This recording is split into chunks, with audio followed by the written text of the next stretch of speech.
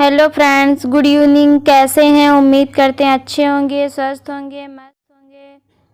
तो आज हम लोग जीके जीएस के कुछ मोस्ट इम्पॉर्टेंट क्वेश्चंस का रिवीजन करेंगे। जो पिछले एग्ज़ाम में आए हुए क्वेश्चन हैं वही सारे क्वेश्चन हमने यहाँ पे रखा हुआ है। तो चलिए स्टार्ट करते हैं। क्वेश्चन नंबर 1, निम्नलिखित में वे कौन से 2 वर्ष हैं जब बैंकों का राष्ट्रीयकरण किया गया था? यहाँ पूछा जा रहा है कि वे 2 वर्ष कौन से हैं जब बैंकों का राष्ट्रीयकरण किया गया था। तो हमारा राइट आंसर है ऑप्शन डी, 1969 और 1980।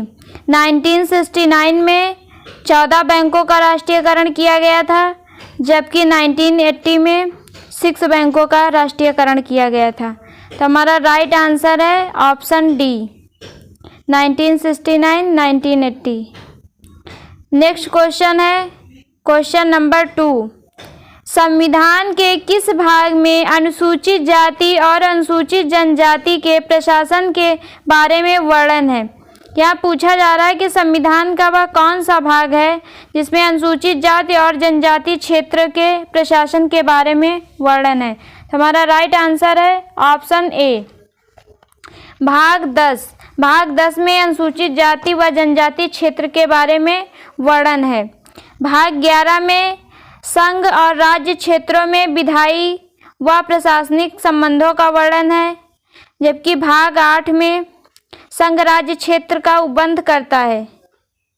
भाग 20 में संविधान संशोधन है, जिसका आर्टिकल 368 है। संविधान संशोधन दक्षिण अफ्रीका के संविधान से लिया गया है। तो हमारा राइट आंसर है ऑप्शन ए, भाग 10।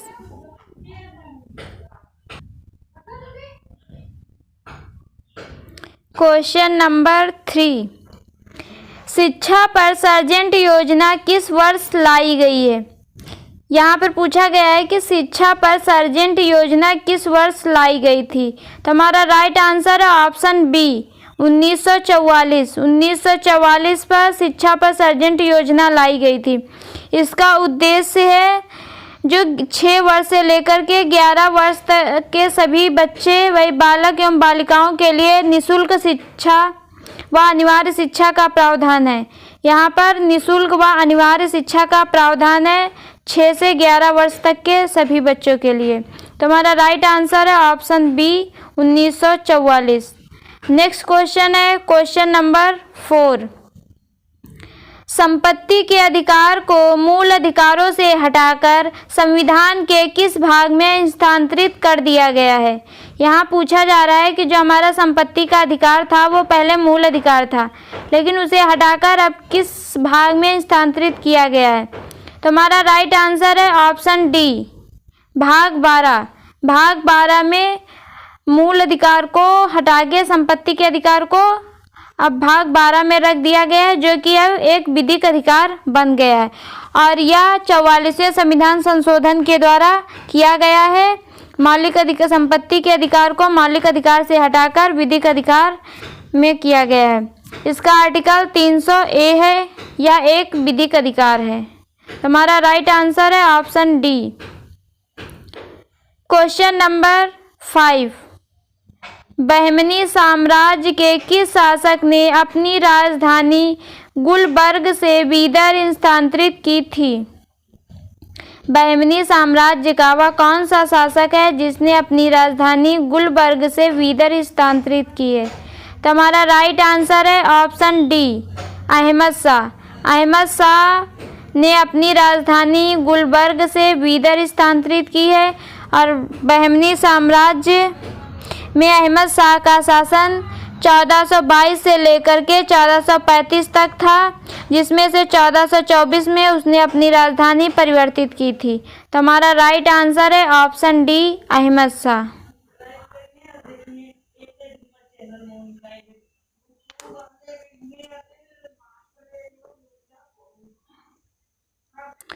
क्वेश्चन नंबर 6, निम्नलिखित में से कौन सा दर्रा अरुणाचल प्रदेश में नहीं स्थित है? जब कभी इस तरह के क्वेश्चन आते हैं नहीं है तो उसको आप अंडरलाइन ज़रूर कर लेंगे, क्योंकि काफ़ी चांस होते हैं क्वेश्चन गलत होने के। तो सबसे पहले हमने अंडरलाइन कर लिया। अब देखते हैं, बोमडिला दर्रा, तुजू दर्रा, दीफू दर्रा, यांग याप दर्रा। तो हमारा राइट आंसर है तुजू दर्रा। तुजू दर्रा अरुणाचल प्रदेश में नहीं बल्कि मणिपुर में स्थित है। बोमडिला, दीफू, यांग याप दर्रा ये तीनों अरुणाचल प्रदेश में स्थित हैं, जबकि तुजू दर्रा मणिपुर में स्थित है। क्वेश्चन नंबर 7, निम्नलिखित में से कौन सा गैर संवैधानिक निकाय है? यहाँ पूछा जा रहा है कि कौन सा संवैधानिक निकाय है। तो हमारा राइट आंसर है ऑप्शन डी, क्षेत्रीय परिषद। क्षेत्रीय परिषद गैर संवैधानिक निकाय है। नेक्स्ट क्वेश्चन है क्वेश्चन नंबर 8, अन्य पिछड़े वर्गों में क्रीमी लेयर की पहचान के लिए निम्नलिखित में से किस समिति का गठन किया गया था? इसमें पूछा जा रहा है कि जो क्रीमी लेयर है उनकी पहचान के लिए निम्नलिखित में से किस समिति का गठन किया गया? तो हमारा राइट आंसर है ऑप्शन बी, रामनंदन समिति। रामनंदन समिति अन्य पिछड़े वर्ग में क्रीमी लेयर पहचान के लिए गठित की गई थी। वर्तमान में क्रीमी लेयर की पहचान के लिए क्रीमी लेयर की जो सीमा है वो 8 लाख रुपए वार्षिक निर्धारित की गई है। तो हमारा राइट आंसर है ऑप्शन बी, रामनंदन समिति। नेक्स्ट क्वेश्चन है क्वेश्चन नंबर 9, सोरोरन मरुस्थल किस देश में स्थित है? सोरोरन मरुस्थल ऑस्ट्रेलिया, फिलीपींस, मैक्सिको, कनाडा। तो हमारा राइट आंसर है ऑप्शन सी, मैक्सिको। सोरोरन मरुस्थल मैक्सिको में स्थित है और यह एक गर्म मरुस्थल है, सोरोरन। क्वेश्चन नंबर 10, तृतीय आंग्ल मैसूर युद्ध के समय गवर्नर जनरल कौन था? इसमें पूछा जा रहा है कि जब तृतीय आंग्ल मैसूर युद्ध हुआ था उस समय गवर्नर जनरल कौन था? तो हमारा राइट आंसर है option C, Cornwallis. Lord Cornwallis तृतीय आंग्ल मैसूर युद्ध के समय गवर्नर जनरल था। तृतीय आंग्ल मैसूर युद्ध 1790 से 92 में लड़ा गया था और इसके लिए 1792 में श्रीरंगपट्टनम की संधि हुई थी। तो तृतीय आंग्ल मैसूर युद्ध की समय सीमा 1790 से 1792 तक है और 1792 में श्रीरंगपट्टनम की संधि हुई थी। तो हमारा राइट आंसर है option C, Lord Cornwallis. Question number 11, वर्ष 1605 से 1627 तक समय किसका शासनकाल माना जाता है? इसमें पूछा जा रहा है कि 1605 से 1627 तक किसका शासनकाल था? तो हमारा राइट आंसर है ऑप्शन ए, जहांगीर। जहांगीर का शासन 1605 से लेकर के 1627 तक माना जाता है, जबकि अकबर का 1555 से 1605 तक शासनकाल है। शाहजहां का 1627 से 1658 तक शासनकाल है।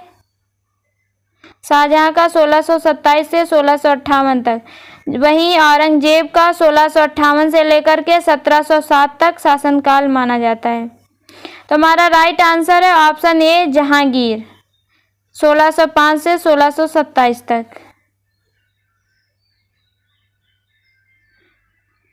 नेक्स्ट क्वेश्चन है क्वेश्चन नंबर 12,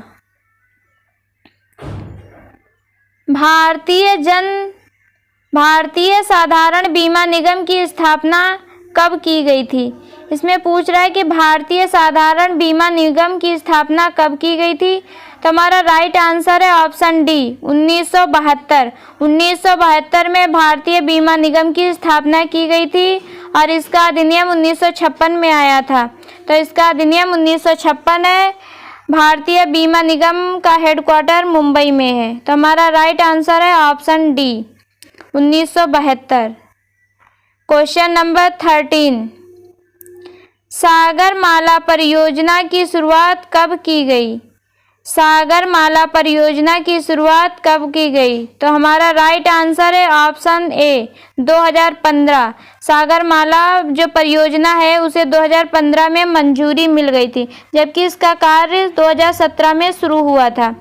सागरमाला परियोजना का उद्देश्य है कि देश भर में बंदरगाहों में आधारभूत ढांचे में परिवर्तन की योजना है कि उसमें जो भी परिवर्तन करना है इस योजना के तहत परिवर्तन किया जाएगा। क्वेश्चन नंबर 14, निम्नलिखित में से किस पत्र पत्रिका का संपादन महात्मा गांधी द्वारा नहीं किया गया? फिर यहाँ पूछा जा रहा है नहीं किया जाता है, तो नहीं को अंडरलाइन करेंगे।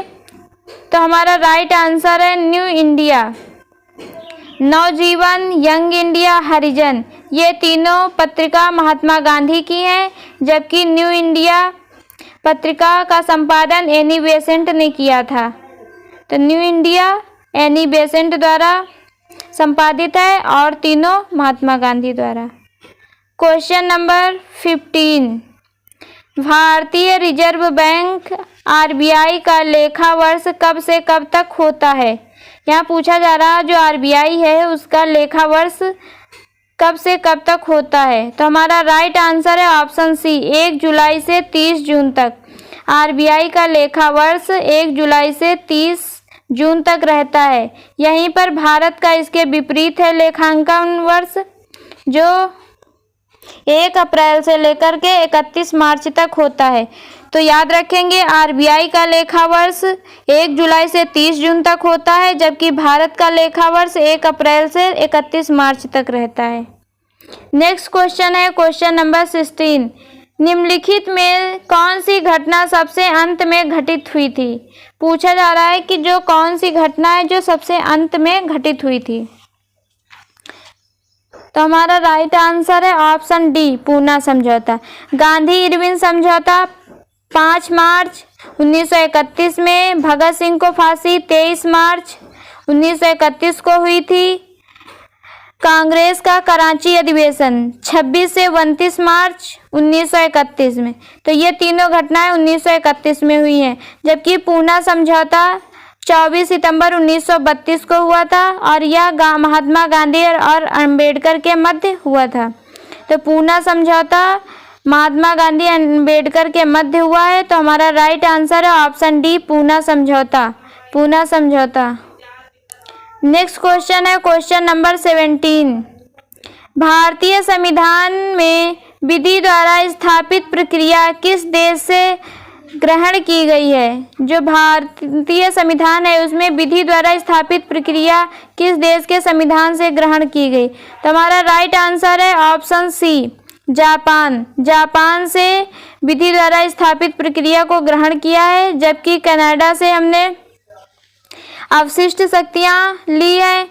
पूर्व सोवियत संघ वर्तमान में रूस, जहां से हमने मूल कर्तव्य को लिया है। ऑस्ट्रेलिया, यहाँ से हमने समवर्ती सूची को लिया है।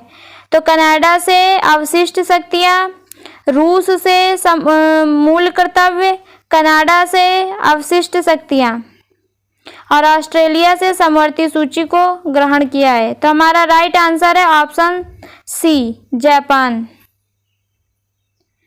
नेक्स्ट क्वेश्चन है क्वेश्चन नंबर 18,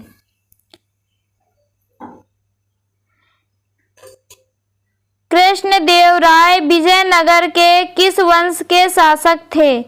पूछा जा रहा है यहाँ पे कि कृष्णदेवराय विजयनगर में किस वंश के शासक थे? तो हमारा राइट आंसर है ऑप्शन ए तुलुब वंश। कृष्णदेवराय तुलुब वंश के शासक थे। तुलुब वंश का शासनकाल 1507 से लेकर के 1570 तक रहा था। इस वंश का अंतिम शासक सदाशिव राय था। इस वंश का अंतिम शासक सदाशिव राय रहा था। तो हमारा राइट आंसर है ऑप्शन ए तुलुब वंश। तुलुब वंश कृष्णदेवराय।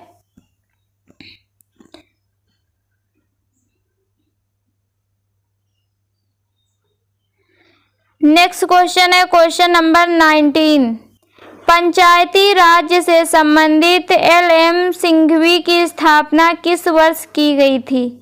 यहाँ पूछा जा रहा है पंचायती राज्य से संबंधित एल.एम. सिंघवी की स्थापना किस वर्ष की गई थी? तो हमारा राइट आंसर है ऑप्शन ए 1986। नेक्स्ट क्वेश्चन है क्वेश्चन नंबर 20। दिल्ली सल्तनत में शमसी वंश का संस्थापक कौन था? यहाँ पूछा जा रहा है जो दिल्ली सल्तनत है वहाँ पे शमसी वंश का संस्थापक कौन है? तो हमारा राइट आंसर है ऑप्शन बी इल्तुतमिश। इल्तुतमिश शमसी वंश का संस्थापक है। दिल्ली सल्तनत का पहला वंश गुलाम वंश था जो 1206 से लेकर के 1290 तक रहा है। तो दिल्ली सल्तनत का पहला वंश 1206 से लेकर के 1290 तक रहा था। नेक्स्ट क्वेश्चन है क्वेश्चन नंबर 21। बड़गांव की संधि किसके मध्य हुई थी? तो हमारा राइट आंसर है ऑप्शन ए माधवराव व अंग्रेज के मध्य। तो बड़गांव की संधि माधवराव और अंग्रेज के मध्य हुई थी। नेक्स्ट क्वेश्चन है क्वेश्चन नंबर 22। निम्नलिखित में कौन प्राकृतिक रूप से सबसे अधिक मीठा होता है? पूछा जा रहा है कि प्राकृतिक रूप से सबसे अधिक मीठा। तो हमारा राइट आंसर है ऑप्शन ए फ्रैक्टोज। फ्रैक्टोज प्राकृतिक रूप से सबसे अधिक मीठा होता है और यह शहद में पाया जाता है, जबकि सैकरीन कृत्रिम रूप से सबसे अधिक मीठा होता है। तो फ्रैक्टोज प्राकृतिक रूप से सबसे अधिक मीठा होता है और सैकरीन कृत्रिम रूप से सबसे अधिक मीठा होता है। तो हमारा राइट आंसर है option A fructose. Question number 23। British उपनिवेशवाद में वर्ष 1757 से 1813 तक का समय क्या कहलाता है? यहाँ पर पूछा जा रहा है कि ब्रिटिश उपनिवेशवाद में वर्ष 1757 से 1813 तक का समय क्या कहलाता है? तो हमारा राइट आंसर है ऑप्शन ए वाणिज्यिक पूंजीवाद का चरण। वाणिज्यिक पूंजीवाद का चरण। तो ऑप्शन ए ब्रिटिश उपनिवेश में वर्ष 1757 से 1813 तक का समय वाणिज्यिक पूंजीवाद का